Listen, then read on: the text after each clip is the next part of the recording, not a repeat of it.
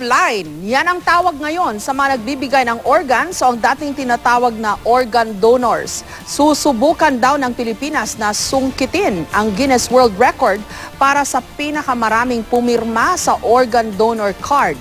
Kaya naman ang Department of Health palalawakin pa raw ang kampanya para rito. Katuwang ang iba pang grupo. May report si Tina Panganiban Perez.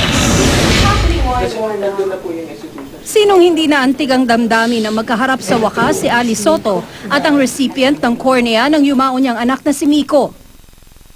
I am a Lifeline campaign. Ayon kay Dr. Mingita Padilla, Pangulo ng iBank, habang umuusad ang panahon, mas nagiging bukas ang isipan ng maraming Pilipino sa organ donation.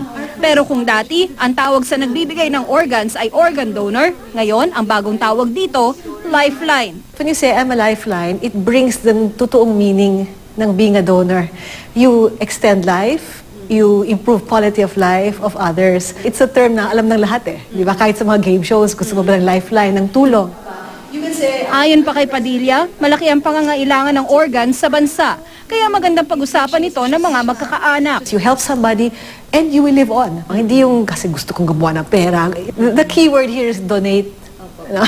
Hindi ibebenta. Ang gustong mag-donate ng organs, kailangan lang pumirma sa organ donor card. Marami sa atin nakakita na at nakapirma na rin sa mga organ donor card. Pero alam nyo bang ang ating driver's license pwede ring maging organ donor card? Sa likod may nakalagay na organ donation. Chechekan nyo na lang kung kahit anong organ ba ay pwedeng kunin sa inyo o may spesipikong organ kang gustong ibigay. Pero sa takdang oras, nakakalimutan daw itanong sa mga kaanak ng yumao kung nais nitong mag-donate ng organs. Ang dami na nag-sign ng organ donor cards sa driver's licenses natin. Pero hindi lang tinatanong at hindi talagang masyadong known, no? Alam, kahit ng mga doktor sa ospital.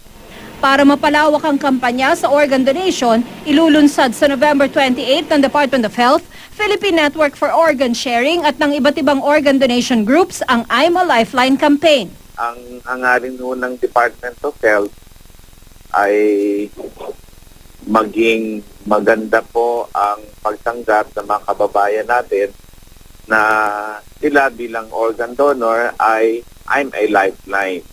Tugtong buhay po sila sa mga kailangan.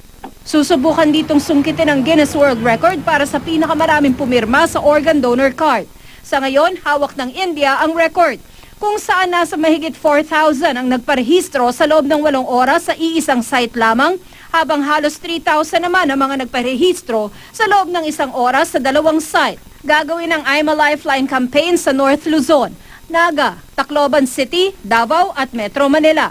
Pwede rin bumisita at magpahayag ng suporta sa Lifeline Facebook page. Tina Panganiban Perez, GMA News.